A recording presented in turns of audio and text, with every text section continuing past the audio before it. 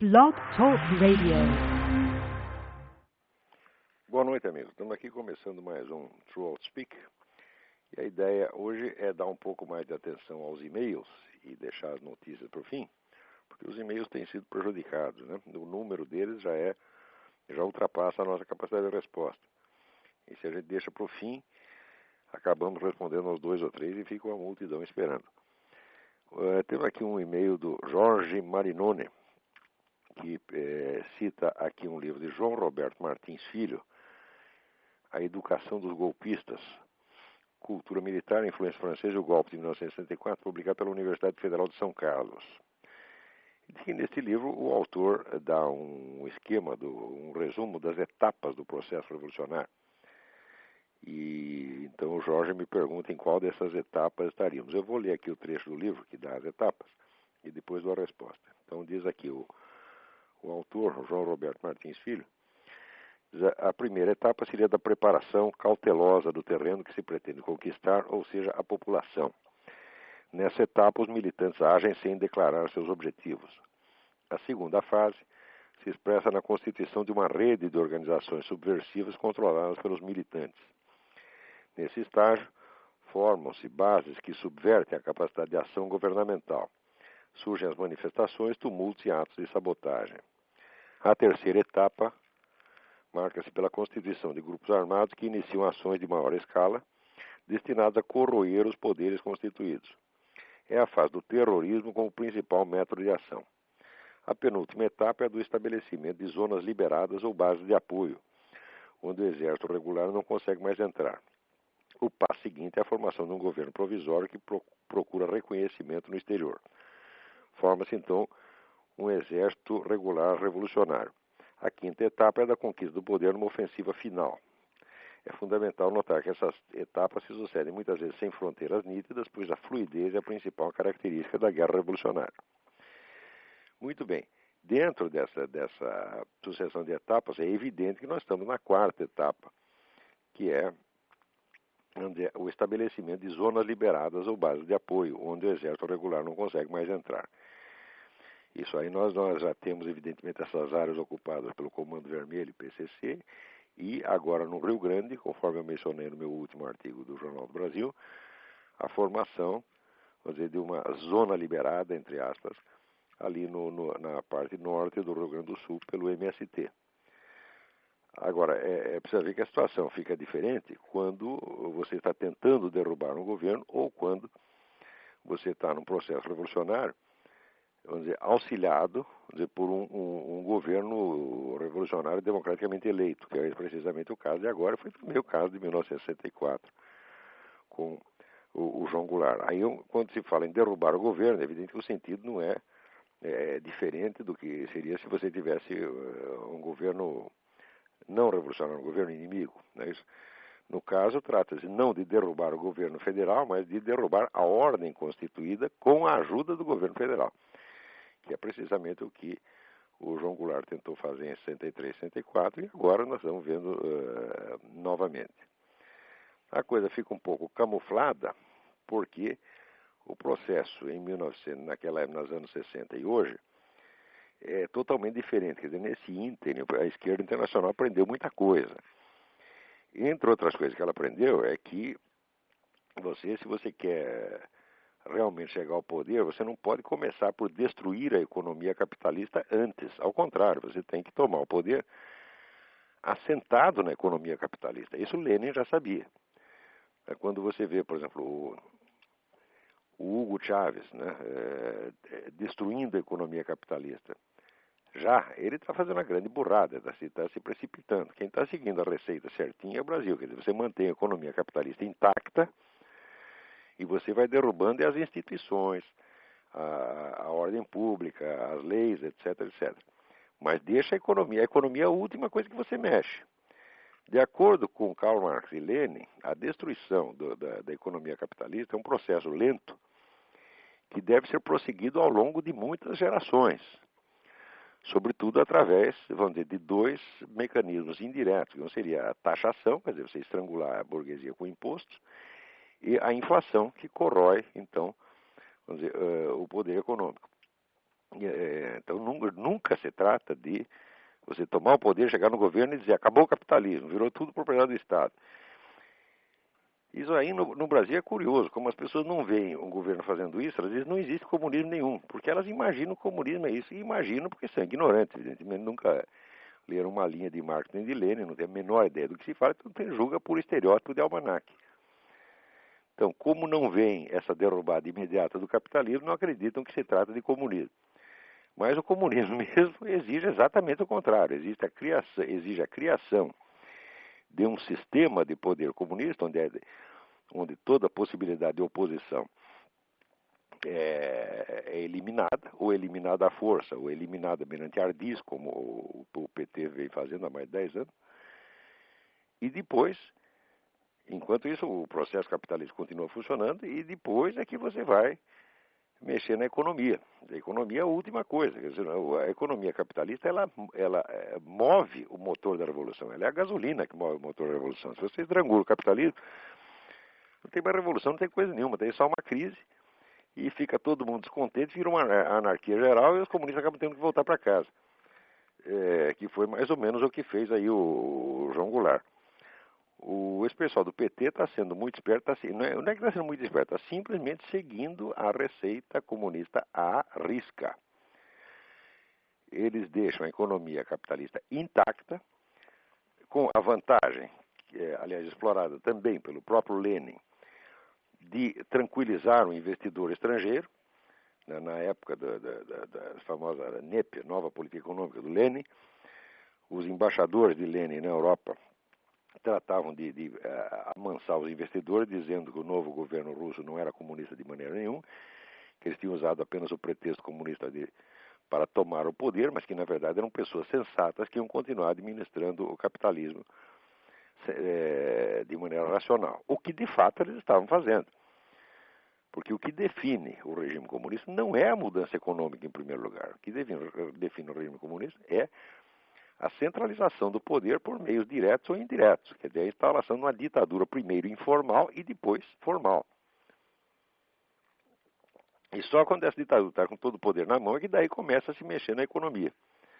Agora, como o brasileiro só pensa em dinheiro, ele imagina o comunismo, vamos dizer, só pela estatização dos meios de produção. Imaginando que isso vem em primeiro lugar, quando na verdade vem em último. Espero que isso tenha respondido aí. Agora, quanto às etapas, sem dúvida estamos na quarta, quer dizer, estamos num ponto avançadíssimo da estratégia revolucionária. Muito bem. Vamos ver um outro aqui. Sou ouvinte Moisés Brás. Sou ouvinte assíduo do seu programa Transpeak. Quero parabenizar pelo excelente trabalho de esculacho geral da desintelectualidade brasileira. Muito obrigado. Com relação à China, tenho sérias dúvidas quanto à oposição dos Estados Unidos ao regime. Tudo que é vendido aí no varejo é fabricado na China. O Brasil também está inundado de produtos chineses. É claro que as grandes empresas têm sérias vantagens de produzir lá, enquanto uma fábrica da Nike teria de pagar altos salários para funcionar nos Estados Unidos, na China eles produzem mais e à base de chibatadas ou salários de fome. Se a China fosse um regime aberto e democrático, obviamente teríamos sindicatos ou associações que jamais permitiriam esse tipo de trabalho escravo ou semi-remunerado. Como o regime é ditatorial, ou seja, trabalha ou morre de fome. Assim, o regime comunista é conveniente para as grandes empresas ocidentais, cujos gastos de mão de obra são quase inexistentes, e é conveniente para o alto escalão do regime, que aqui realmente lucra com a enxurrada de exportação. Você tem toda a razão, Moisés. É exatamente isso que está acontecendo. Porque, vamos dizer, essas empresas, às vezes, elas pensam somente nesse interesse imediato e não têm uma visão estratégica de longo prazo. Quer dizer, se for preciso destruir o país para ganhar um pouco de dinheiro agora, fazem isso. Agora, tem algumas que não é bem isso, não é só que elas estão lá por comercialismo. Não. Elas estão ligadas a um esquema de globalismo político, cuja ambição é criar um governo mundial, tá certo? E tem interesses estreitos com o próprio esquema governamental chinês. Quer dizer, estão mais próximos do governo chinês do que da nação americana. Tá certo? Então não se trata só de comercialismo, trata de uma estratégia de longo prazo, quer dizer, geralmente para derrubar os Estados Unidos. Tá certo? Então, esse negócio todo começou durante os anos 90, Começou, sobretudo, no governo Clinton, né? Esta enxurrada de investimentos para a China. E o pretexto que então foi espalhado entre os empresários é que você investir na China era, na verdade, fazer um benefício à democracia. Por quê? Porque a liberalização da economia traria necessariamente consigo a liberalização do regime político. É evidentemente uma balela. Mas tem muita gente que acredita nisso.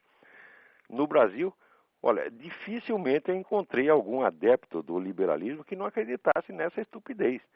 Estupidez foi concebida pelos próprios comunistas para enganá-los, e os idiotas caem. E são justamente esses idiotas que caem os que se imaginam os mais espertos. Porque no Brasil, o sujeito ser esperto e maduro e equilibrado significa ele só pensar em dinheiro. O sujeito só pensa em dinheiro, então ele pensa que ele é um homem realista, né, que sabe das coisas e que qualquer outra consideração são apenas temores adolescentes. Na verdade, é exatamente o contrário. Quer dizer, o indivíduo que analisa tudo a partir da economia e do dinheiro é um idiota perfeito e acredita no poder mágico do dinheiro de transfigurar as instituições, e tudo que vem acontecendo na China prova que é exatamente o contrário. Quer dizer, quanto mais entra dinheiro com o favorecimento americano, entra dinheiro na China, mais poderosos estão lá os generais chineses e mais incontestado é o monopólio do poder pelo Partido Comunista, né? Também precisa ver o seguinte: a riqueza não derruba governo e a pobreza também não derruba governo. Neste sentido, uma pobreza excessiva ou uma crise econômica pode derrubar um governo democrático. Por quê? Porque a população fica insatisfeita e vota na oposição. Tá certo? Ou faz greve ou coisa assim. Mas uma ditadura jamais foi derrubada pela fome, pela miséria. Quanto mais miserável o povo, menos condição ele tem de se organizar e de atuar politicamente. Então, quanto mais pobre, mais fraco, isso é evidente. Se você observar os lugares onde houve revoluções, nunca foram os países que estavam se empobrecendo, mas ao contrário, que estavam enriquecendo. Não é verdade? Na França, no final do século XIX, segunda metade do século XVIII, era não só o país mais rico da Europa, mas era o que mais estava crescendo. No final do século XIX, mesma coisa na Rússia. Os últimos 50 anos que precederam a Revolução Russa, a Rússia cresceu economicamente, que é um negócio assombroso. Justamente é este crescimento, vamos dizer, que cria as condições para um processo revolucionário. Quer dizer, primeiro você dá acesso, vamos dizer, a educação, etc., a pessoas que não tinham, antes não tinham. As pessoas estão tendo acesso à educação, mas não tendo acesso ao poder, ficam revoltadas, porque agora, antes não eram ninguém, agora é o senhor doutor. Então, quer um poder, vamos dizer, equivalente à cultura que ele acha que tem. E essa é uma das muitas causas do processo revolucionário. Mas qualquer que seja o caso, nunca houve uma revolução em um país que estivesse com miséria crescente. Quer dizer, isso é exatamente o contrário do que diz o slogan, os estereótipos da mídia, né? Se continuar essa miséria e tal, vai ficar uma situação explosiva. Eu digo, miséria jamais é explosiva. Se ele está miserável, o que ele faz? Ele mora de fome, ele definha, ele não dá palpite, ele é um coitado. Então, a miséria favorece as ditaduras. Você vê, o Mao Tse Tung, quando ele inventou aquele negócio do grande salto para a frente, que morreu de fome, eu acho que só nesse projeto morreu de fome 10 milhões de pessoas, numa tacada, nunca o poder dele teve tão alto. Quer dizer, essa miséria toda não oferecia perigo nenhum para ele. Foi daí que inventou o negócio da Revolução Cultural e matou mas não sei quantos milhões, agora não de fome, mas na bala. Então, do mesmo modo, vamos dizer, o enriquecimento também não provoca automaticamente um processo revolucionário, uma mudança de governo. Não, é preciso que se junte uma série de condições. Quer dizer, no caso chinês, por exemplo, o enriquecimento está produzindo de fato uma nova classe de ricos, mas os interesses desses ricos estão estreitamente ligado aos interesses do próprio governo. Cada novo rico que aparece na China é um sócio do governo, então ele não vai se revoltar contra o governo que o está enriquecendo. Quer dizer, o enriquecimento de uma parte da população pode ser um fator revolucionário quando ele joga essa parte da população, quando ele cria nessa parte da população ambições que se opõem ao poder estabelecido. Na China é exatamente o contrário que acontece. Quer dizer, cada chinês que está enchendo os bolsos de dinheiro agora, ele é um parceiro dos generais, então ele quer que os generais fiquem lá eternamente. Então, todo esse diagnóstico de que a economia ia mudar a China, tudo isso é uma besteirada. É incrível como esse pessoal empresarial é vulnerável, vamos dizer, a palavra de ordem e slogans que são inventados pelos próprios comunistas e botam na cabeça deles, os idiotas saem repetindo e são manipulados que nem criança e ainda acham que são muito espertos. É uma coisa incrível. Muito bem, vamos para outro e-mail aqui. Aqui é Henrique Santos. Fui seu aluno em Curitiba, sou aluno da Luciana Mato. Acabei de ler seu artigo Inimigo é um Só, e como o artigo fala sobre a tensão ideológica provocada pela esquerda nas pessoas e o efeito das ideias religiosas falsas que noteiam o sentimento da fé religiosa do povo, gostaria de ter informação sobre um pensador cristão, o qual escreveu sobre o ateísmo no século XX, que teve um fim trágico, Jacques Maritain, que me parece teve muito envolvido com o espírito moderno da Igreja Católica, apesar de ser um tomista. É muito interessante essa sua pergunta, porque justamente nesse momento eu estou relendo o livro do Gustavo Corsão, O Século do Nada, que é um livro que todo brasileiro deveria ler. Por quê? Porque ele descreve e analisa, vamos dizer, a destruição da Igreja Católica por dentro. Quer dizer, como é que a infiltração e a infiltração comunista e a acomodação, né, dos cardeais, dos teólogos com o comunismo foi destruindo a Igreja ao ponto vejam que coisa impressionante. Na última sessão do Concílio Vaticano II, o Papa Paulo VI, ele disse a seguinte frase, ele disse: aqui no concílio a religião do Deus que se fez homem se encontrou com a religião do homem que se fez Deus. E as duas se deram muito bem.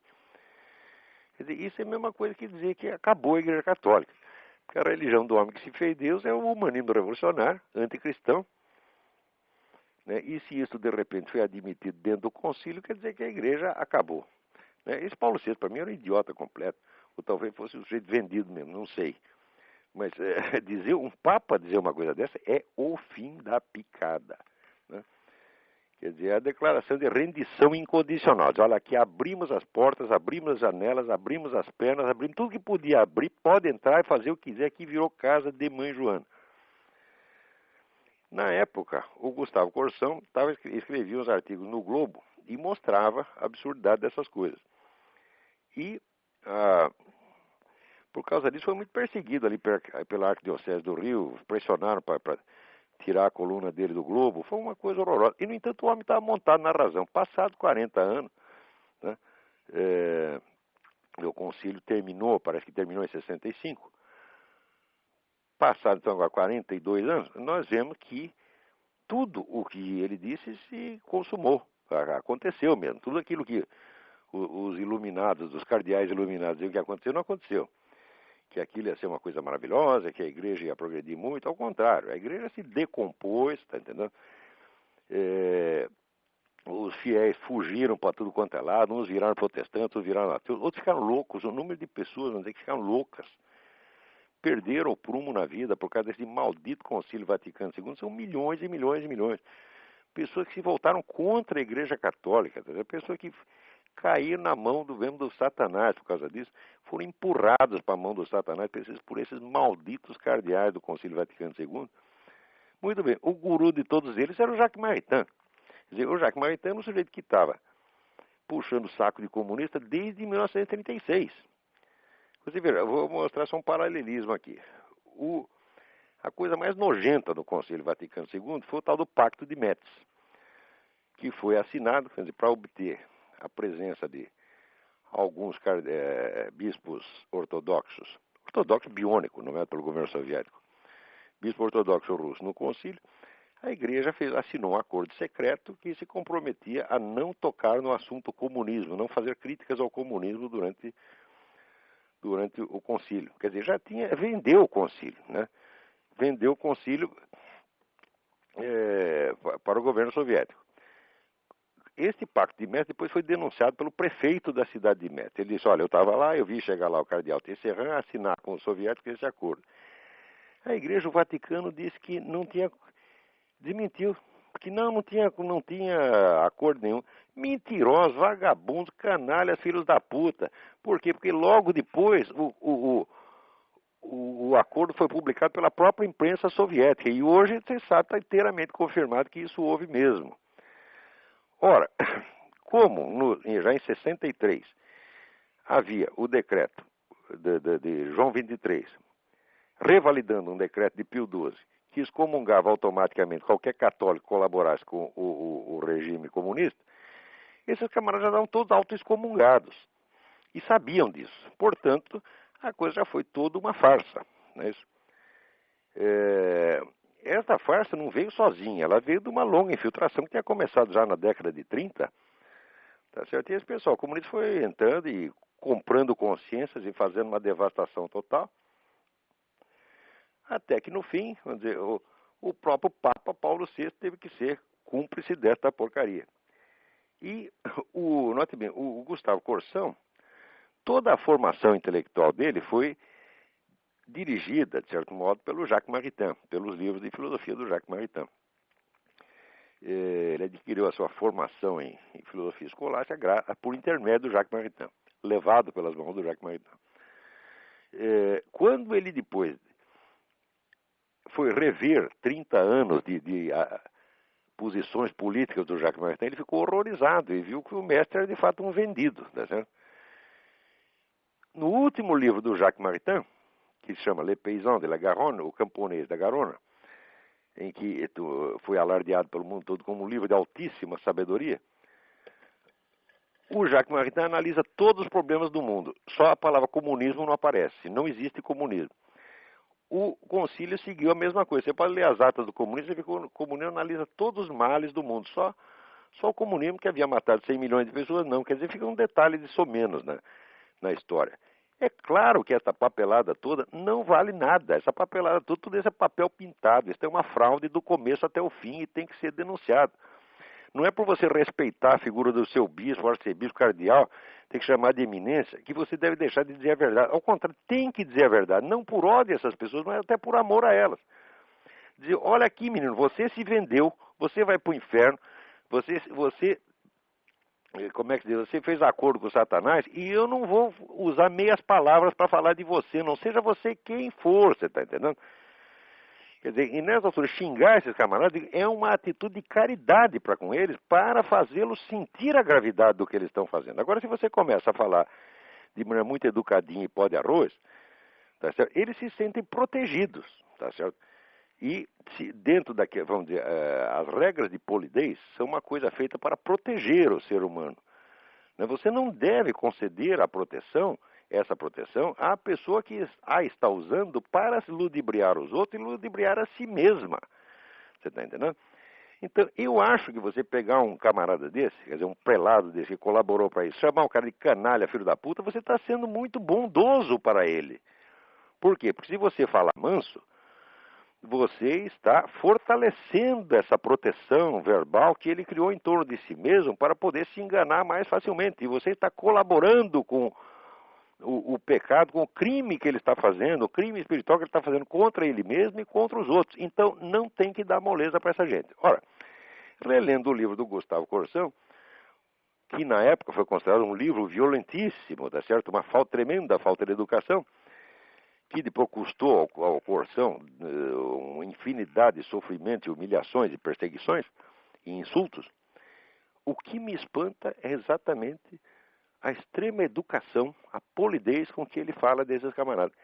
Ele usa pelo menos 50 páginas pedindo desculpa porque vai falar mal do Jacques Maritain. Tá certo? Ora, nesse ponto ele estava até enganado, equivocado intelectualmente, porque ele considera o Jacques Maritain um grande filósofo. O Jacques Maritain não é um grande filósofo sob aspecto nenhum. Ele não tem uma obra filosófica que importe. Ali dentro do movimento escolástico, que foi um movimento inaugurado por Leão XIII, cuja orientação básica do Leão XIII era que a igreja deveria se ater mais ou menos sempre que possível aos ensinos, mais de perto possível aos ensinamentos de Santo Tomás de Aquino. Com esta indicação, Leão XIII renovou o interesse pelos estudos escolásticos e criou o chamado movimento neoescolástico. Nesse movimento neoescolástico, os grandes cérebros que tinha lá dentro eram, para o meu gosto, o mais desconhecido de todos, que se chama André Marx. André Marx escreveu 4 livros importantíssimos, quais o primeiro já Psicologia Reflexiva. Para mim, a coisa é o ápice da filosofia neoescolástica, André Marx. Mas, justamente pela sua altíssima qualidade, ficou conhecido só dos estudiosos, não teve a repercussão pública. Os outros grandes do movimento foram o Garrigou Lagrange, que foi o guru do Jacques Maritain, que o Jacques Maritain depois, pelo menos na parte política, renegou, né, dizendo, não, o Garrigou Lagrange é da direita. E, vamos dizer, para ele, essa era a crítica devastadora. Diz que o negro de direita acabou, não precisa dizer mais nada, né? Agora, o Jacques Maritain, perto do Garrigou Lagrange como filósofo, era um mico, não era mais nada. E também outros nomes aqui, grande porte, Joseph Marechal, com o livro O Ponto de Partida da Metafísica, um dos grandes livros de filosofia do século XX, e vamos dizer, o melhor expositor de Santo Tomás de Aquino não é um filósofo original, mas é um expositor excelente de primeira ordem do Santo Tomás de Aquino, que é o Antonin Saint-Ange, né, autor de um livro que, vamos dizer, para mim foi um livro decisivo na vida, que é o livro La Vie Intellectuelle, A Vida Intelectual, que foi realmente o livro que me inspirou a começar a dar cursos, né? E, muito bem, comparado com esses camaradas, o Jacques Maritain é nada. O Jacques Maritain se tornou importante politicamente. Por quê? Porque ele estava sempre ligado nos movimentos políticos,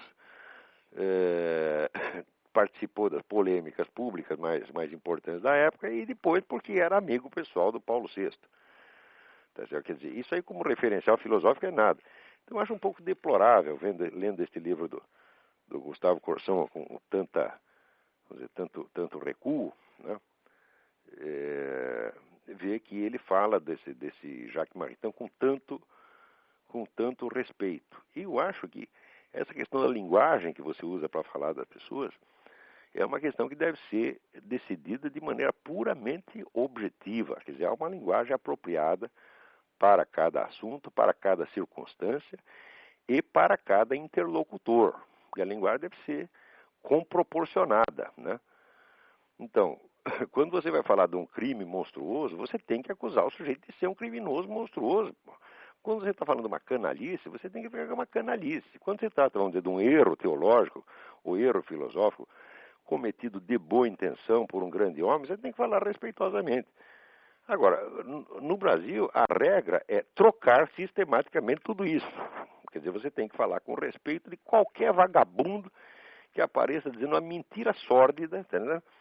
Sobre sobre assunto que ele desconhece completamente. Você tem que tratar o nego com a maior educação como se ele fosse o senhor doutor. Dizer, olha, eu posso discutir, eu acho que nem Jacques Maritain merece um tratamento polido, tá certo? Porque Jacques Maritain era mentiroso consciente. Jacques Maritain era canalha, mentiroso, vendido. Era isso que o sujeito era. Tá certo? E filosoficamente era um homem medíocre. Tá certo? Comparado, não medíocre em si mesmo. Quer dizer, comparado com a intelectualidade brasileira, devia ser um gênio, mas comparado com os outros colegas da mesma escola, comparado com Joseph Marechal, com o seu mestre Garrigou Lagrange, era um nada. Tá certo? Agora, no Brasil, ele teve um impacto muito grande. Esse pessoal do Centro Dom Vital, todo mundo lia Jacques Maritain e badalava o sujeito. Foi um engano, deram a importância que não tem. No Brasil vive chegando guru estrangeiro que todo mundo entroniza e cultua como se fosse um gigante, né? Mas o brasileiro não tem senso das proporções, não tem nem conhecimento para isso. Então, para um sujeito que vinha, como o Gustavo Corsão, vinha de uma escola de engenharia, não tinha formação filosófica, né? Ele encontra um Jacques Maritain, ele pensa que ele encontrou Leibniz ou Aristóteles, entendeu? E depois, 50 anos depois, quando descobre que o nego é um vendido, que traiu a própria igreja, o Gustavo Corsão não ficou indignado, ele ficou passado. O livro é um dos livros mais tristes que eu li, porque você parece que sente as lágrimas em cada página. Que sofrimento horrível, né, do fiel, sincero que vê o seu mestre, né, querido, traindo, né, a igreja a qual a própria leitura dos livros do Jacques Maritain o havia levado lá. Visto com a distância do tempo, o Gustavo Corsão tinha infinitamente mais razão do que ele mesmo imaginava. Quem falou mal dele na época foi um bando de canalhas que não merece nem mesmo ser mencionado. Eu me lembro que tinha um camarada da Globo, um diretor da Globo, que uma vez disse, não, nós queríamos suspender a coluna do Gustavo Corsão, não por causa do conteúdo, mas porque ele estava muito chato. Eu digo, escuta, peraí, você não pode querer que o homem que está escrevendo sobre a maior tragédia da história do Ocidente, que foi a autodestruição da igreja, e que é a igreja dele mesmo, da qual ele é o fiel, escreva isso de maneira divertida. Quer dizer, essa coisa brasileira da inversão de valores. Isso quer dizer que a obrigação da polidez e de ser interessante, de ser divertido, de ser digestivo, quer dizer, está acima do dever de fidelidade à própria natureza do assunto. Quer dizer, isto é de uma futilidade, de uma leviandade a toda a prova. Quer dizer, como é que você vai exigir que o homem seja interessante, seja divertido escrevendo uma coisa dessa? Ah, meu Deus do céu. Né? Só mesmo. Olha, eu vou até dizer quem era esse sujeito. Bom, não vou dizer não, deixa pra lá. Era um diretor da Globo. Mas, pô, asseguro, era um filho da puta. Né? Porque não há mais como tratar essas pessoas. Tem gente aqui que fica chocado porque eu xingo esses caras. Olha, tem certas pessoas onde é que xingá-las é até uma coisa de caridade. Porque às vezes o nego vem com uma ideia, até apareceu um camarada dele dizendo assim, o Mário Ferreira dos Santos não era filósofo, era apenas um estudioso da filosofia alheia. O sujeito diz isso e quer uma resposta. A resposta é essa, vai tomar no cu. Que outra resposta eu posso dar? Quer dizer, eu estou falando com uma pessoa que não é que ele não seja capaz de entender a filosofia do Mário. Não é capaz de ler um livro do Mário. Tá certo? E dar um palpite desse. Daí aparece outro, mais idiota ainda, lembrando uma declaração do professor Miguel Reale, mais ou menos no mesmo sentido. O Mário era um estudioso de filosofia, mas sem uma obra original. Bom, acontece o seguinte, essa opinião do Dr. Miguel, que eu conheço bem, eu era amigo do Dr. Miguel, porra. Essa opinião remonta, tá certo, ao começo ali da década de 50, quando o Mário havia publicado o livro dele que ficou mais famoso na época, que era O Homem que Nasceu Póstumo, que era um livro sobre Nietzsche.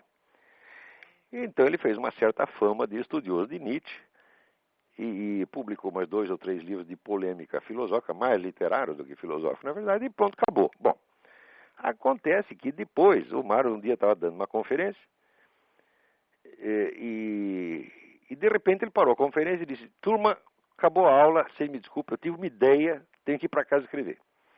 E ele foi e escreveu, ficou 16 anos escrevendo, escreveu os 56 volumes do que ele chamou Enciclopédia das Ciências Filosóficas.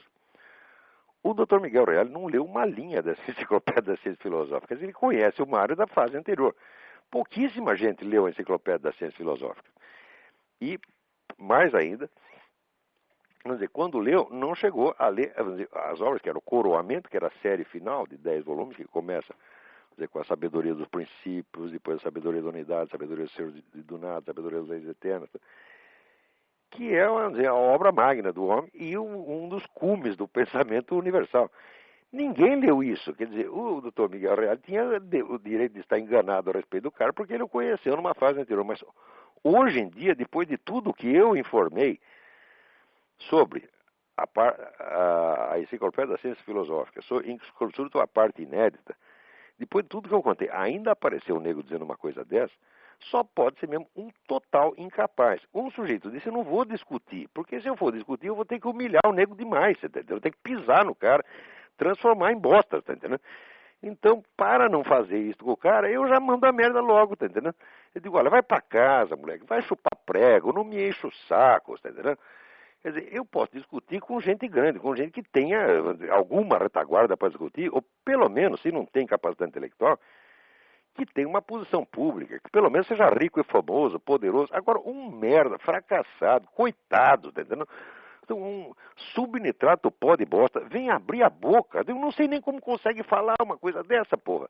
Eu não posso responder porque seria humilhante demais pro cara. Então, olha, vou te dar um conselho, assim, conselho de pai, vai a merda. Né? Muito bem, vamos a outro e-mail aqui.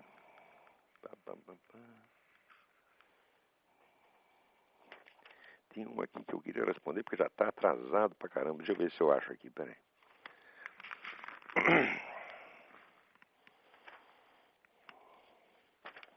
Um momentinho, vocês têm um pouco de paciência, porque eu tenho que achar de qualquer jeito.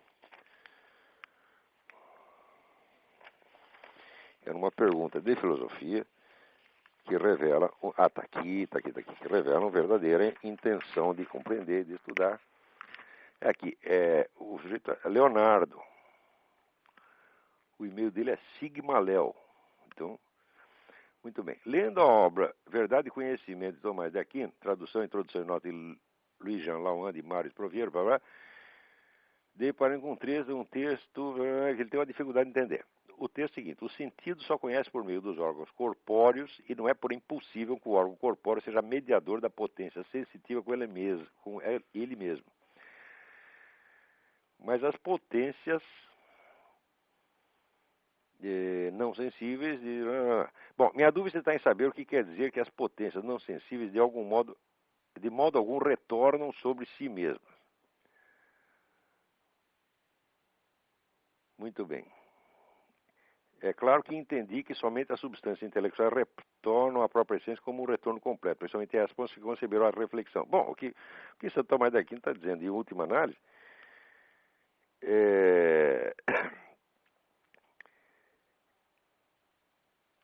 é que as potências sensíveis, elas não se captam a si mesmas, tá certo? Do mesmo modo que captam o seu objeto. Quer dizer, o olho não pode perceber o olhar tal como ele percebe, né, os estímulos visivos, né?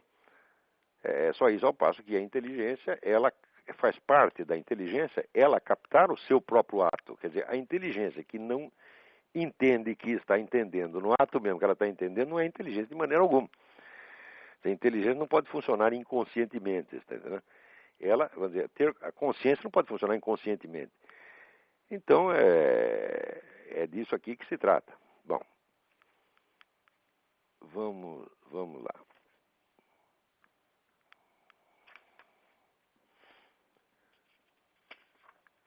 Tem muitas... tem aqui um camarada que me dá uma informação importante. E me lembra que no meu artigo O Inimigo é um Só, eu errei ao atribuir o filme A Religiosa ao Jean-Luc Godard. Na verdade, o filme é do Jacques Rivette, produzido em 1966. É exatamente, Paulo Mello. Muito obrigado, Paulo Mello. É isso mesmo.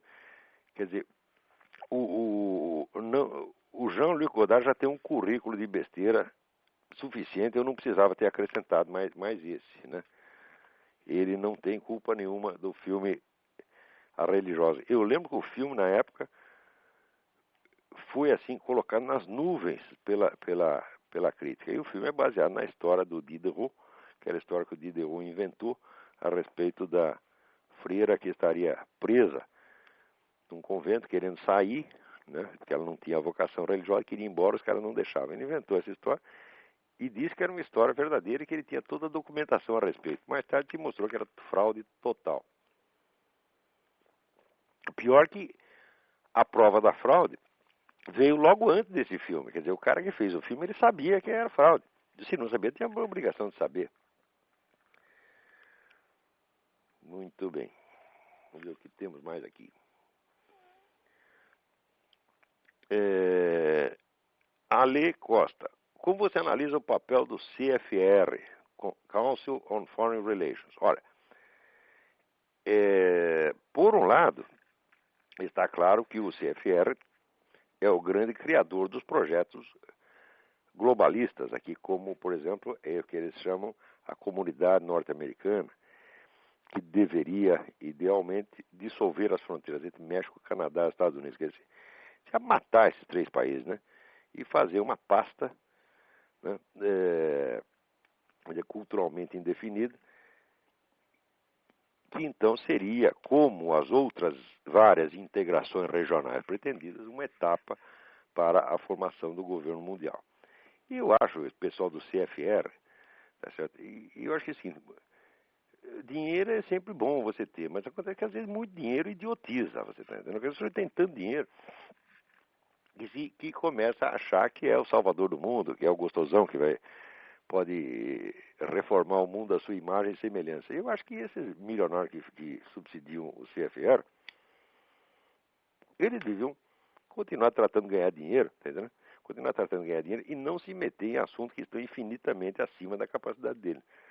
Porque esses projetos globalistas nos quais estão envolvidos, na verdade, já há quase um século, isto aí só está fazendo mal para o mundo, porra. E mal, às vezes, até para eles mesmos. Né?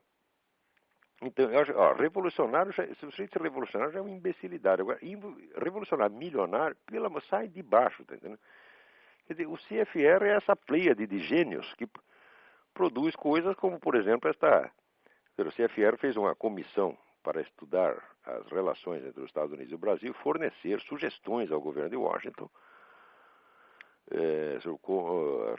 sobre as relações com o Brasil. Nomeou chefe desta coisa o Kenneth Maxwell, historiador. E a primeira coisa que o Kenneth Maxwell fez foi fazer um discurso dizendo que não existe o Foro de São Paulo. Quer dizer, quem precisa de um conselho de merda como esse? Era melhor ter ficado quieto. Né? Mas o nego, quando tem dinheiro no bolso, ele acha que é sábio também. Quer dizer, ele vê a conta bancária dele, ele imagina que é QI. Entendeu? E acha que pode resolver todos os problemas. Eu vejo essa gente toda com um desprezo infinito, mas nem sempre a gente pode desprezá-los, porque os efeitos das ações deles às vezes são tão gigantescos e tão desastrados que é um caso da gente chorar e não de desprezá-los. Né? Agora, o que não quer dizer que todo o material publicado pelo CFR seja besteira. Ao contrário, a revista Foreign Relations, que é a revista deles, sai muita coisa interessante também. Por quê? Porque eles pagam uma multidão de estudiosos, tá certo? Para fornecer subsídios para eles. E no meio ali tem uma coisa... tem sempre alguma coisa que preste. Muito bem, vamos outro aqui. Natasha Schmidt, sou presidente do centro... Não, Natasha Schmidt, exatamente.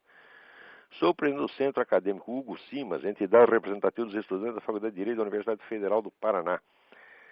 E pergunto se há alguma possibilidade do senhor vir ao Brasil para proferir a palestra no Salão Nobre da nossa faculdade, que fica em Curitiba, Paraná. Ora, eu adoraria ir fazer isso aí, mas eu não posso, porque, não sei se você sabe, mas o visto de imprensa, o visto de jornalista, quando você entra aqui com visto de jornalista, se você viajar, sair, você tem que fazer a papelada toda de novo, a burocracia toda de novo. E eu não posso fazer isso, não posso ficar 3 ou 4 meses sem trabalhar, tá, né? Então, se eu sair, estarei falido. Então, eu tenho que continuar aqui. Eu, de certo modo, sou prisioneiro do tio Sam. Né? Mas eu não posso reclamar isso. Eu estou que nem aqueles camaradas de Guantánamo, você tá entendendo? Eu fico chorando de barriga. Mas eles ficam chorando de barriga cheia. Eu não. Quando estou de barriga cheia, eu fico rindo. Eles estão lá num hotel 5 estrelas, né? Com toda a assistência possível, comida boa, né? Advogado para tratar deles. Eu não tenho advogado de graça, eu não tenho. Né? Comida boa, comida aqui é boa e barata. Então, eu estou muito satisfeito de estar aqui. Mas o fato é que eu não posso sair daqui, tá certo? Cá entre nós, graças a Deus, eu não estou nem um pouco de vontade de sair.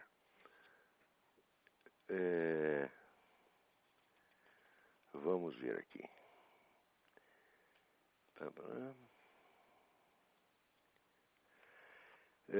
Renata Paraguaçu. Só recentemente tomei contato com o seu Jardim das Aflições, edição 2000. Na página 119, parágrafo 2, comentando a primazia do desenvolvimento técnico versus contemplação na origem das ciências, o senhor coloca, aspas, em quase todas as civilizações, uma das ciências que primeiro se desenvolve e alcança rapidamente a perfeição é justamente a astronomia, cujos objetos estão a distância demasiado grande para poderem ser transformados.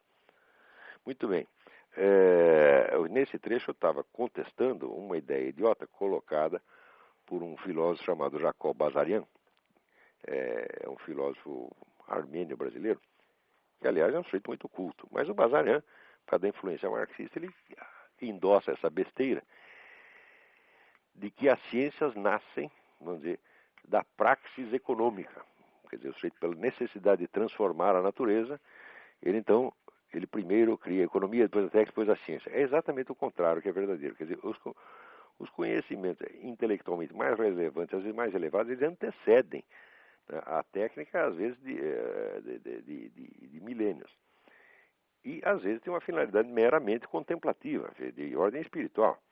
E a prova disso era que uma das primeiras ciências que aparece, né, em todas as civilizações é a astronomia, né, cujos objetos não podem ser transformados, não fazem parte do processo econômico, mas são sempre, vamos dizer, objetos de contemplação e de especulação simbólica. Né? Daí pergunta a Renata, o que se fazia então era astronomia ou astrologia? Isso, primeira pergunta. Segunda pergunta, é correto falar em perfeição ao referir-se à observação dos astros feitas antes de Galileu, Kepler e Newton? Essas perguntas são muito interessantes. Primeira pergunta, o que se fazia então astronomia ou astrologia? Bom, a astrologia pressupõe a astronomia. Quer dizer, a astrologia não é nada mais do que uma especulação simbólica em torno do significado de certos dados astronômicos que já têm de estar perfeitamente calculados e descritos antes disso. E se você não é capaz de calcular as posições dos planetas no céu, muito menos você pode interpretá-la. Né? Como é que eu posso dizer para o nego, você tem aí Saturno na casa 10, quadrado com Vênus no raio Coparta? Se eu não sei onde está Saturno e Vênus, quer dizer, se eu não tenho meio de calcular, então não tenho meios de interpretar. Então, por isso que até durante a Idade Média, essas duas coisas, astronomia e astrologia, as duas se chamavam astrologia, uma se chamava astrologia esférica, por seu cálculo, o cálculo descritivo da esfera celeste, e a outra chamada astrologia judiciária, porque é pronunciar um julgamento do destino do sujeito certo ou errado, o julgamento, mas com base naquela posição. Então, o que se fazia era, primeiro, astronomia. Claro, sem astronomia não existe astrologia. E a segunda, é correto falar em perfeição ao referir-se a essa observação dos astros feitas de Galileu, Kepler e Newton? Perfeitamente. Quer dizer, as descrições alcançadas por civilizações antigas, né, eram tão perfeitas, mas tão perfeitas, que até hoje você usa aí o sistema ptolemaico para todas as viagens marítimas e aéreas. Tá certo? Não tem outra. Né? Quer dizer, o que se fez depois de Galileu foi simplesmente sugerir uma mudança do ponto de vista desde o qual se fazia a descrição, adotando então o Sol como referência, não a Terra, o que, se você quer saber, não faz, na verdade, a mais mínima diferença, porque qualquer ponto do universo pode ser tomado como centro descritivo. Tá certo? Veja, uma coisa é você dizer que o Sol é o sistema do sistema solar, que de fato ele é o centro do sistema solar. Mas Galileu acreditava que fosse o centro do universo, certo? O que é um erro monumental. Né? E até hoje o pessoal critica a turma da Inquisição porque achou que Galileu estava errado, mas ele estava errado mesmo. Quando você lê o relatório escrito pelo sujeito que examinou o livro do Galileu, que foi São Roberto Bellarmino, São Roberto Bellarmino é um cientista quase tão bom quanto Galileu. E nesse ponto ele está montado na razão. Diz, olha, esse cidadão aqui vem nos propor que o Sol está no centro do universo. Não dá para fazer, não dá para saber uma coisa dessa. Então, uma coisa é você sugerir uma nova descrição tomando o Sol como centro, outra coisa é dizer que ele é o centro do universo. Quer dizer, hoje sabemos que esta afirmação de Galileu que o Sol é o centro do universo é um absurdo total. Nem a Terra é o centro do universo, nem o Sol, tá certo? Agora, a Terra tem esse privilégio de que nós estamos nela, então ela é o natural centro de observação para o ser humano. Vamos dizer, todo e qualquer outro centro que você tome como referência é um negócio meramente hipotético, mas o fato é que nós estamos aqui, e o universo tal como nós o conhecemos, ele para nós funciona desde esse centro. Então, vamos dizer, a descrição que tomava a descrição geocêntrica, ela não só estava certa matematicamente ao ponto de poder ser usada até hoje, né, em toda para o cálculo de viagens marítimas e aéreas, mas ela é, vamos dizer, existencialmente adequada, tá certo? Ela só, vamos dizer, ela estava, o erro dela era, se você pensar bem, um erro mínimo. Não, o erro estava apenas na relação da Terra com o Sol. Mas no conjunto funcionava. E Galileu, então, vamos dizer, ele corrigiu um erro pequeno à custa de cometer erros enormes, né? Vamos ver se tem mais alguma coisa aqui. Tá. Bom, então, tem alguém aí esperando para falar. Vamos ver aí. Alô? Alô, Quem está na linha? Alfredo, tudo bom, Avon? Tudo bem, Alfredo? Tudo bom. Eu estou aqui em Connecticut, perto de você, Opa! aqui nos Estados Unidos. Eu quero primeiramente te agradecer por tudo que você tem feito por aqueles que buscam estudar e compreender alguma coisa, né? Pois é, rapaz, eu tenho que ajudar, porque quando eu era moleque eu era muito burro, tá entendendo? E daí eu me esforcei muito para ver se adquiria alguma inteligência. Então hoje Olha, eu me sinto é algo, obrigado a ajudar quem quer estudar, né? olha, o que você tem feito tem sido algo assim maravilhoso mesmo, fora do comum. Obrigadão. E a gente agradece muito. Eu tenho uma pergunta a fazer aqui, é que eu dou aula de teologia. Aham. E eu tenho encontrado um grande problema, uma grande dificuldade de colocar na cabeça dos alunos o seguinte: na questão de interpretação de qualquer texto, eles não interpretam o texto da seguinte maneira, do que o autor quer dizer com o texto, mas aquilo que eles acham que o autor quer dizer. É um problema de hermenêutica, né? E eu tenho ouvido no seu programa, isso tem acontecido no meio da filosofia também, né? Pega um Frege, eu ouvi, foi no Yuri, Aham. o Frege, e o cara levou pro lado da metafísica e tudo. O que se fazer nessa Pô, situação? isso aí é o vício brasileiro, as pessoas não sabem ler, porra. Pois, eu não sei o que fazer. Simplesmente não sabem ler. Mas olha, eu vou dizer para você, não é só esse problema. O problema intelectual brasileiro é assim, é um negócio desesperador. Eu asseguro para você que o brasileiro é o povo mais burro da face da terra. Eu digo porque eu morei 58 anos nesse país, tentando ensinar brasileiro, e depois você vê o que acontece em outros países. Veja, eu viajei muito e morei na Romênia, agora estou morando aqui, quer dizer, eu conheço outros povos, né? Uhum. E eu vejo que essa coisa não acontece. Eu digo, em primeiro lugar, nos outros povos, eles querem saber, eles querem ter o conhecimento. O brasileiro não quer. Ele tem horror do conhecimento. Ele gosta de dar palpite, mas ele não quer adquirir conhecimento. Ele, primeiro, ele acredita que o conhecimento existe. Ele acha que é tudo uma questão de opiniões. Quer dizer, o Brasil não chegou ainda ao estágio de civilização no qual você possa falar que existe conhecimento. Quer dizer, é apenas um monte de selvagens perdidos na floresta, dando urros, tá certo? E expressando as suas sensações, dizendo, ai me dói, ai que gostoso. O brasileiro só faz isso, tá certo? Ele está no nível de comunicação de um cachorro. E a leitura que as pessoas fazem são exatamente isso. É uma calamidade, calamidade. Se você me pergunta o que você pode fazer, eu digo, olha, se eu soubesse eu diria.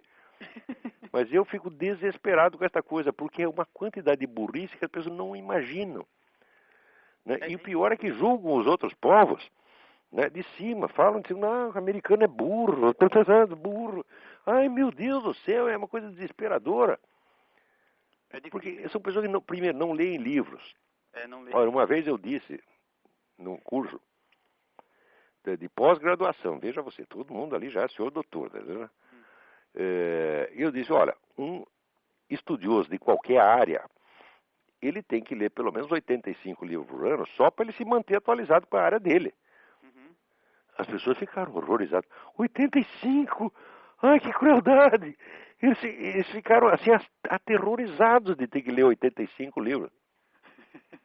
Né? E, no entanto, eles querem ter os privilégios de pessoas de estudo, os privilégios de intelectuais, de eruditos, e até querem que o governo pague para eles. Quer dizer, os vagabundos não querem estudar, não gostam de estudar, não querem conhecimento, querem só dar palpite, só pensam em dinheiro. O brasileiro é um povo dinheirista. É verdade. O brasileiro só estuda em função do diploma que ele acha que vai dar um empreguinho para ele, tá entendendo? E se der para ter o diploma sem estudo, é o ideal brasileiro.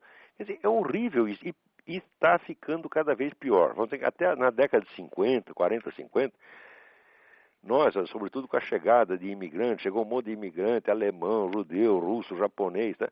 Começaram a civilizar o país, tá entendendo? Né? Então a gente via, por exemplo, aquela molecada, eu fui criado no bairro japonês em São Paulo, a gente via na japonesada como se esforçava, rapaz, era uma coisa, assim, é bonito de ver, tá, né? Todo mundo falava mal deles porque eles estudavam. Dizem que são burros, né? Que são... Não tinha a expressão cu de ferro. É assim mesmo. Quer dizer, uma expressão Verdade. pejorativa, quer dizer, para o ignorante falar do sujeito estudioso. Mas é só no Brasil que isso acontece. Aqui o pessoal faz gozação do cara que não estuda. Agora no Brasil é de quem estuda. Esse país é errado mesmo. Isso aí tem que ser presidido pelo Lula, tem que ir pro Foro de São Paulo, tem que chamar o Hugo Chávez para mandar essa porra, né? Porque merece, entendeu? É um povo presunçoso, burro, metido, tá entendendo? E que quando aparecem grandes homens, pessoas que se esforçam, querem fazer uma coisa séria, como o Mário Ferreira dos Santos, como o Vila Lobos, etc., o pessoal cospe em cima, meu Deus do céu. Então merece. O Mário Ferreira, ninguém fala dele no Brasil? O Mário Ferreira, o problema é o seguinte, o problema é que mesmo o pessoal filosófico que estudava, via aquele gigante, sentia uma inveja, mas uma inveja sem fim. Sabe aquela inveja que mata, que o sujeito se sente um rato no esgoto, tá entendendo? Então o que ele tem que fazer? Tem que sumir com o Mário Ferreira, ele não aguenta. Né? O Mário Ferreira foi um dos grandes filósofos do século XX, talvez o maior deles. Para perceber isso, você tem que ler a obra como um todo. Tá certo? Tem que pelo menos ser capaz de ler os livros principais. Eu gostaria até de colocar isso, porque o problema que enfrenta é o seguinte, às vezes a pessoa pega uma frase ou um livro ou... E já sai dando palpite. E fala, o autor disse isso, mas ele não conhece o que o autor diz num todo. Quer dizer, você não tem, a pessoa não tem nem ideia, vamos dizer, de que a filosofia, pela sua própria natureza, é um processo integrativo, entendeu? Então você tem que analisar, você não diz que você precisa ler tudo que você escreveu, mas pelo menos as coisas principais, e você tem que tentar articular. Quer dizer, interpretar um texto dele, vamos dizer, em função do sentido que é dado aquelas mesmas palavras, aquela mesma coisa, nos demais textos. Você tem que buscar a unidade. A regra básica de leitura de livros filosóficos é buscar a unidade e organização do pensamento do cara, porra. Quer dizer, não é opinião solta, não é isto. Agora, no Brasil, as pessoas não são capazes de juntar, pegar a unidade de um livro. Nem quando chega na página 10 já esqueceu a página 1, porra. Então é por isso que pega a frase solta, porque não consegue pegar outra coisa. Às vezes não é nem frase solta. Por exemplo, esse cidadão que está falando do Mário, o cara nunca leu uma linha do Mário. Ouviu falar. Mas no Brasil é bonito dar palpite, tá entendendo? Então essas pessoas, quando falam essas coisas e querem discutir comigo, falam, eu não vou discutir com você, eu vou mandar você a merda. Por quê? Porque eu gosto de você. Eu não quero fazer com você o que eu fiz com o professor Lauro Café na Faculdade de Direito, quer dizer, reduzir você a merda, tá entendendo? Então eu apenas mando você ir lá, você tá entendendo? Vai você por sua própria conta, eu não vou jogar você lá, tá entendendo? Agora, se você quer, você não quer ir a merda por conta própria, eu te levo lá, põe você lá e deixa que é o seu lugar. Né? Então, não venha buscar discussão comigo. Veja, o pessoal na internet tem milhares de pessoas querendo puxar discussão, cada um mais incapacitado que o outro. Então, é horrível isso aí. Então, isso que você me fala, o pessoal não pega o texto, sentido das palavras pelo que está lá, mas pelo que eles jogam, pelo que eles acham. Isto é a regra do Brasil. E enquanto não acabar isto, o país não vai para frente. Com todos os recursos que tem, com essa população imensa. Tá certo? Vamos dizer, é o famoso país do futuro, que é o país do futuro, continuará sendo sempre. E nunca podemos esquecer que o sujeito que escreveu Brasil, país do futuro, logo em seguida estourou os miolos. Né? Então o Stefan Zweig logo se suicidou. Certo? Então eu acho que isso é uma profecia do futuro do Brasil. Viu? Eu queria perguntar um negócio também. Eu tenho uma coleção aqui de filosofia do Reale e... É do Reale de Anterci, a História da Filosofia. São 3 volumes. Ah, sim, Antiseri, Máximo Antiseri, né? Isso. Acho que é Antiseri, o parceiro do Giovanni Reale. É muito boa essa história. Eu li Tudo que Giovanni Reale fez é muito interessante, mas muito interessante. Que bom, então... Eu tenho umas discussões, tem uma coisa da interpretação que ele faz de Aristóteles que eu não concordo muito, mas isso é normal no estudo. Né? A gente acha isso, eu acho aquilo, mas nós não temos certeza. Né? Então tem que confrontar as opiniões e esperar que o tempo resolva. Mas é um historiador maravilhoso da filosofia. Tipo, e felizmente, isso é uma sorte que ele tem, porque muito do que ele fez está traduzido no Brasil pelas edições, eu acho que é Paulus ou Paulinus. Paulus, editora Paulus. Agora, tem outra pessoa aqui na linha esperando para falar. Tá bom, Desculpa não poder te ajudar nessa questão, mas isso é insolúvel, isso aí só Deus. Quer dizer, a solução é reze para que os camaradas se tornem um pouquinho mais inteligentes.